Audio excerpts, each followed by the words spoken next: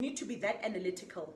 Like you can't be emotional about the decision of whom you are marrying. You need to look at it and say, no, this one doesn't make sense. Like a businessman, and when I heard that, I was like, yo, that's a bit extreme, but I get what the man of God was saying.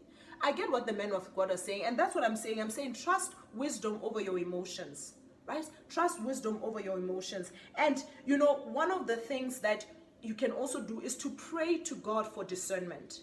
Pray to God for discernment. So if you're in a situation and maybe you are seeing the signs, the red flags, right? Pray to God and ask him.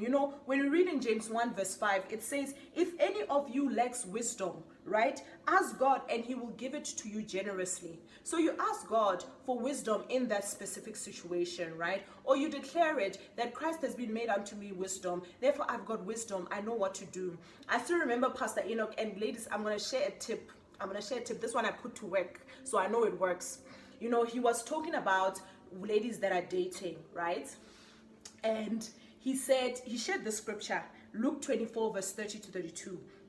It says, when he was at the table with them, he took bread and gave thanks and broke it and began to give it to them, right? So this was Jesus. Now he was at the table and he was breaking bread, basically taking communion and giving it to the disciples, right? And he says, then their eyes were opened and they recognized him, right? Then their eyes were open and they recognized. So the whole time they were not recognizing Jesus.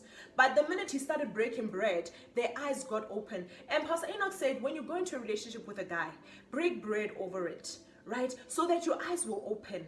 Because as women, especially when we're in love, we activate all these, all those signs that I talked about how you ignore warning flags. All of them are in full operation, right? So when you break bread and take communion, you declare it and say, Lord, open my eyes to see if this guy is your will for my life or not. And listen, I've done this, and lo and behold, God showed me, right? So your eyes will be clear. You will see the signs will be there, right? So that's one of the other ways.